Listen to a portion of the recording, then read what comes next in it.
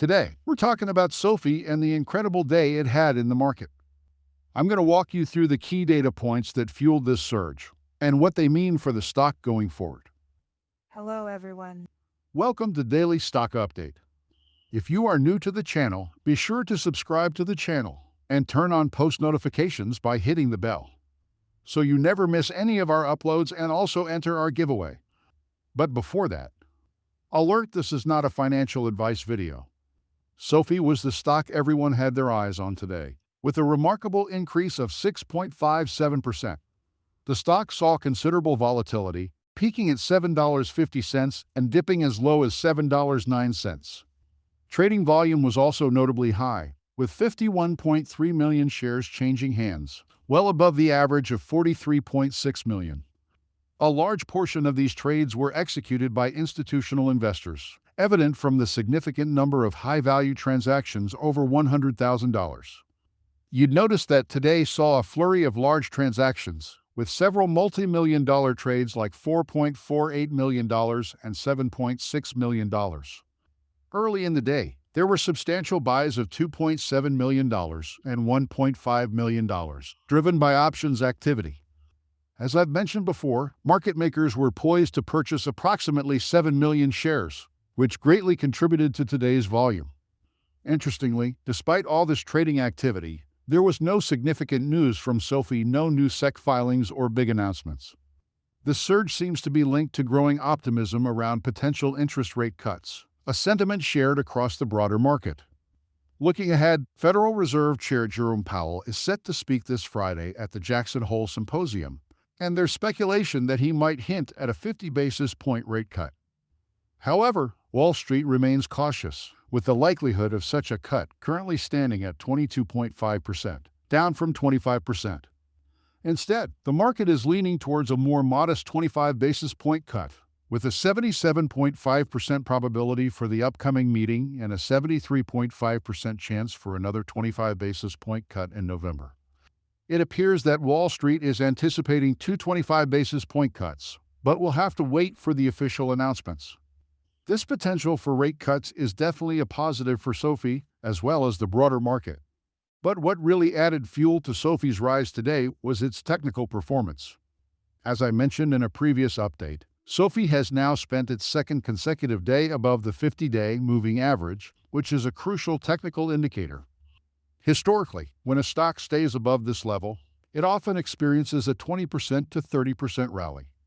This likely prompted institutional investors to continue buying, with some speculating that SoFi could test the $8 level later this week. There are several significant data points to watch in the coming days that could support a move to that level. Let's also discuss the options activity, which played a significant role in today's momentum. Stochastic indicators show SoFi in a somewhat neutral zone at 48, but there's a noticeable bullish trend developing. Retail investors have been actively buying SoFi, which is encouraging. On the flip side, shorts returned around 50,000 shares today, which suggests they might be starting to back off. Earlier in the day, at the low point, shorts had returned 667,000 shares, indicating they may have overextended themselves. If SoFi continues its upward trajectory, shorts could be in a difficult position by the end of the week. Currently, 17.4% of SoFi's available shares are being shorted, amounting to about 182.15 million shares. The average cost to borrow these shares is 0.97%, with an interesting twist. Typically, there's a broker who pays people minus 0.2% to borrow SoFi shares, but today that rate shifted slightly to minus 0.28%. It's a minor change, but it could be an attempt to encourage more shorting to drive the price down. The upcoming SEC transparency rules might reveal more about who's behind these short positions, which could be very revealing.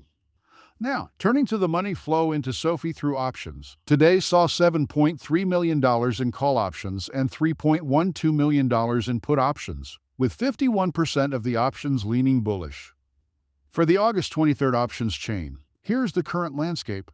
26,000 contracts at the $7 strike price, 13,000 at $7.50, 55,000 at $8, and 6,000 at $8.50.